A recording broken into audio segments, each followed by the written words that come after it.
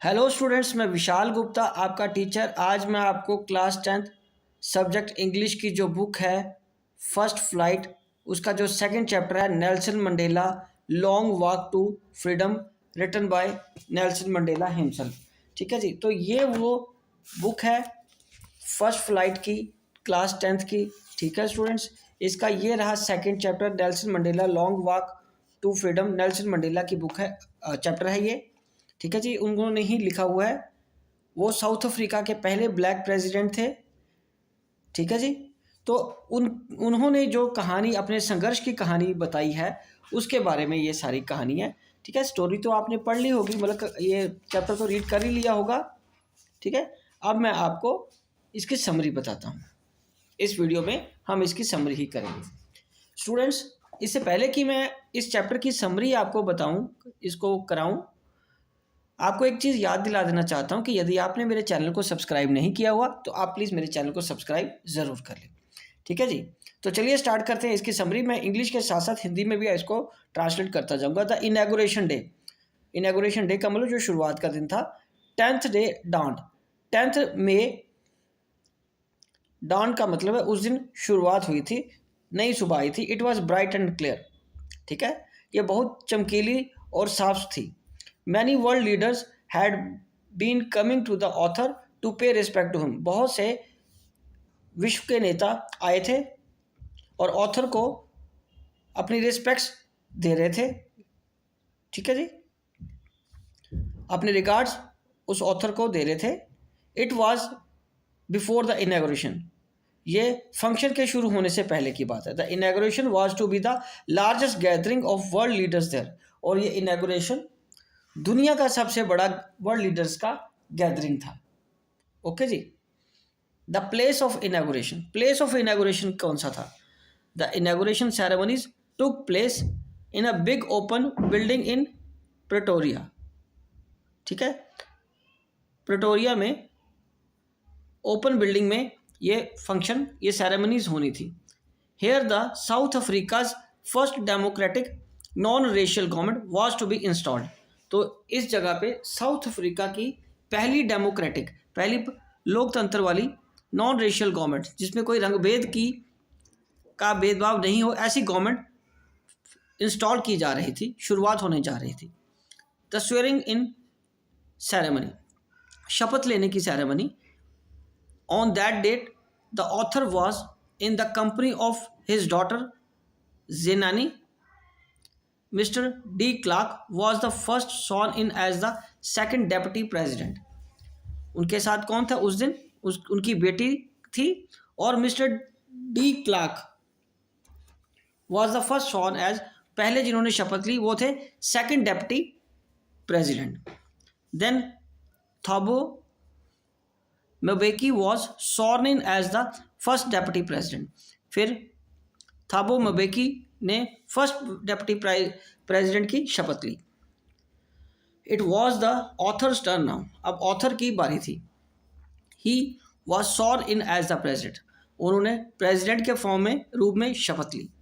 He pledge to obey, उन्होंने शपथ ली कि वो पालना करेंगे एंड अपहोल्ड द कॉन्स्टिट्यूशन, और कॉन्स्टिट्यूशन मतलब संविधान की पालना करेंगे और उसको पूरी तरह से संभाल के रखेंगे। He also pledged to devote himself to the well-being of the people. उन्होंने अपने और भी शपथ ली कि वो लोगों, अपनी सारी ज़िंदगी अपने आप को लोगों के प्रति, लोगों के वेल-बीइंग के प्रति, लोगों के अच्छाई के लिए समर्पित कर देंगे। ठीक है जी, उसके बाद है द ऑथर्स एड्रेसेस। ऑथर पूरी सेरेमनी को, जहाँ जो सारे लीडर्स आए हुए थे, गैदरिंग को एड्रेस कर रहे हैं, संबोधित कर रहे हैं। The author spoke to the new born liberty, author अब न्यू बॉर्न लिबर्टी, जो आज़ादी मिली है, उसको संबोधित कर रहे थे, उसके बारे में बोल रहे थे। He thanked all the international guests, उन्होंने सारे इंटरनेशनल गेस्ट्स का धन्यवाद किया। He said that they had come there to be with his countryman, कि वो यहाँ आए हैं उनके कंट्रीमैन के साथ, उनके देशवासियों के साथ। It was the common victory for justice, ये कॉमन विक्ट्री है हम सबके लिए, उन सबके लिए, न्याय के लिए, शांति के लिए, एंड ह्यूमन डिग्निटी, और एक ह्यूमन बीइंग के, एक इंसान की डिग्निटी के, उसकी इज्जत की, सब बात की। ठीक है, उसकी जीत हुई है आज। He pledge to the liberate the people from poverty. उन्होंने शपथ ली कि वो लोगों को गरीबी से, सफरिंग से, दुख तकलीफ से और डिस्क्रिमिनेशन, भेदभाव से लिबरेट कराएंगे, आज़ाद कराएंगे। Display bye jets and helicopters.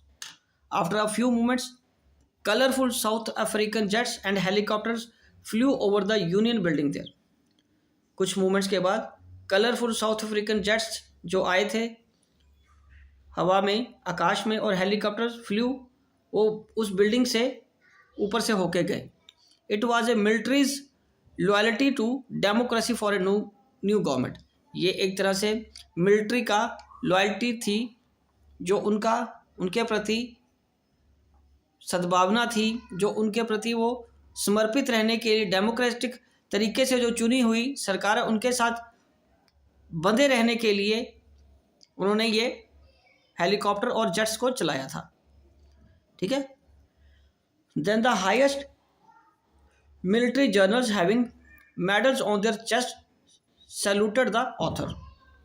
Then the सबसे बड़े जो मिलिट्री जर्नल्स है उन्होंने जिनके मेडल्स लगे होते बहुत चेस्ट पे बहुत ज़्यादा, उन्होंने ऑथर को, मतलब नेल्सन मंडेला को, जो कि प्रेसिडेंट की शपथ ली है जिन्होंने, उनको सैल्यूट किया। ही thought that they would have arrested him many years before. उनको याद आया कि इन्होंने तो मुझे बहुत सालों पहले गिरफ्तार भी किया था, आज वो उनको सैल्यूट कर रहे हैं। Singing of the national anthem. The day was symbolized for the author by the playing of 2 national anthems. उन्होंने इस डे को सिम्बलाइज किया 2 नेशनल एंथम गाने के लिए। पहली वाइट्स के लिए थी, जो अंग्रेज मतलब गोरे लोग गा रहे थे, नकोसी सिकेलल एंड द ब्लैक्स, और फिर जो अश्वेत थे जिसको काले लोग कहा जाता है, sang Die Stem. These formed the old anthems of the republic. और ये दोनों ही उन प्रजातंत्र की नेशनल एंथम्स बन गई। ओके जी। उसके बाद है the author's thought. Authors thoughts का मतलब ऑथर के क्या विचार थे। On that day of inauguration, उस दिन, शुरुआत वाले दिन, the author thought of history. Author ने हिस्ट्री के बारे में सोचा कि एक्चुअल में क्या हुआ था। In the first decade of the South African people has patched up their differences with ये एफ नहीं है, विद है सिर्फ, ठीक है जी, with other black skinned people. This is in the first decade. पहले 10 सालों में साउथ अफ्रीकन लोगों ने अपने डिफरेंसेस को ब्लैक स्किन कलर पीपल के साथ भुला दिया था, ख़त्म कर दिया था। They had built a system of superiority also. ठीक है जी। और उन्होंने अपनी एक सुपीरियॉरिटी बना ली थी। It was the basis of hardest society. ये this system is now stood overturned. अब ये रिवर्स हो गया था। Now it is the system that recognise the rights and freedom of all people. अब ये कौन सा सिस्टम बन गया था नया, जिसमें सभी लोगों के अधिकारों और उनकी आज़ादी की एक समान बात हो रही थी, सभी लोगों की, बिना रंग भेद के। उसके बाद है द ऑथर्स रिग्रेट्स। ऑथर का क्या उसके रिग्रेट थे, किस चीज़ का उनको अफसोस था। This auspicious day came after the sacrifices of thousands of people. उनको इस बात का दुख था, अफसोस था कि इस शुभ दिन के लिए बहुत सारे सैकड़ों हजारों लोगों ने अपनी जान की कुर्बानी दी थी। The author thought of himself the sum of all those people. और ऑथर ने आज अपने आप को देखा कि वो उन्हीं सभी लोगों का समीशन है, सभी लोगों उसी में शामिल हैं आज, जो उनकी मृत्यु या जिनको जो शहीद हुए हैं। He was pained that he couldn't thank them. उसे अफसोस था कि वह उन लोगों को का थैंक्स नहीं कर पाएगा जो देश की आज़ादी के लिए मर मिटे थे। उसके बाद freedom fighters remembered. The policy of apartheid created a lasting wound in his country and his people. ठीक है। This policy had produced great freedom fighter. इस पॉलिसी ने बहुत से ग्रेट फ्रीडम फाइटर पैदा किए हैं। They were like Oliver Tambos, Walter Sisulus, Chief Luthulis, Yusuf Dadoos etcetera. इन ये उनके देश के कुछ शहीद हुए लोगों की, फ्रीडम फाइटर्स की के नाम हैं। They were man of uncommon करेज, ये उनके बहुत ही असाधारण हिम्मत की, विजडम, बुद्धिमत्ता की और जेनरोसिटी, दयालुता की के इन वाले इंसान थे। The country was rich of minerals, इस देश में मिनरल्स बहुत ज़्यादा मात्रा में हैं। But it's greatest wealth was it's people, पर इसकी स्ट्रेंथ, इसकी महानता, इसका दौलत, सबसे महान दौलत यहाँ के लोग हैं। उसके बाद the definition of courage, from these people the author learned the meaning of courage. From these people, इनसे लोगों को करेज मिलती है, ऑथर को करेज मिलती है ऐसे लोगों से। दे रिस्क देयर लाइफ, वो अपनी लाइफ का जोखिम लेते हैं। दे अंडरवेंट ग्रेट टॉर्चर, उन्हें बहुत ज़्यादा दुख तकलीफ, यातनाएं सहनी पड़ती हैं। He learn that courage was not the absence of fear, courage बिना डर के नहीं आती, but the victory over it, उससे डर से जीत प्राप्त करके ही आती है। Man's natural goodness, the author says that no one is born hating another person due to a colour और रिलीजन।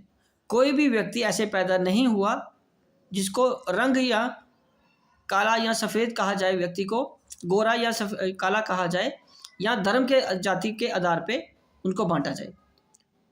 दे कुड बी, के नहीं है, ये गलती से आ गया है, दे कुड बी, ठीक है जी, they could be taught to love, उनको प्यार करना सिखाया जा सकता है। Love comes naturally to the human heart, love बड़ी आसानी से और प्राकृतिक तरीके से ह्यूमन इंसानों के हृदय में आ सकता है। In prison they were pushed to the wall, जेलों में उनको धकेला जाता था। But he saw humanity in the hearts of the guards, पर वो देखते थे कि ह्यूमैनिटी, इंसानियत अभी भी बरकरार थी वहाँ के गार्ड्स के दिल में। It was man's essential goodness, ये आदमी की बहुत बड़ी ज़रूरत होती है, अच्छा ये अच्छाई की बहुत बड़ी ज़रूरत होती है। It can not be put off out, ये इसको दूर नहीं किया जा सकता। Man's duty in life, every man has twin duty, हर इंसान के दो ड्यूटीज़ हैं, to his family, to his community and country, अपने परिवार के प्रति, अपनी कम्युनिटी के प्रति और अपने देश के प्रति। The author find it difficult to fulfil these two duties, और ऑथर को ये बड़ा मुश्किल लग रहा था इन दोनों ड्यूटीज़ को निभाना। It was because a coloured man in south Africa was punished if he lived like a human being. It was because A coloured man, ठीक है, ये एक कलर्ड मैन की वजह से था, ठीक है, was punished if he lived like a human being, अगर वो एक ह्यूमन बीइंग की तरह रहना चाहता है उसको पनिश किया जाता था। Such a man was force to live a part, उनको दूसरे लोगों के साथ, अपने ही दूसरे लोगों के साथ से दूर रहना पड़ता था। So he was not allowed to do his duties to his family, तो वो अपने परिवार के प्रति अपनी जिम्मेदारियों को पूरा नहीं कर सकता था। ओके, उसके बाद freedom defined, the author was born free, author तो आज़ाद पैदा हुआ था। He was not born with the hunger to be free, he was not born with the hunger to be free, वो भूखा भी नहीं था जब पैदा हुए थे।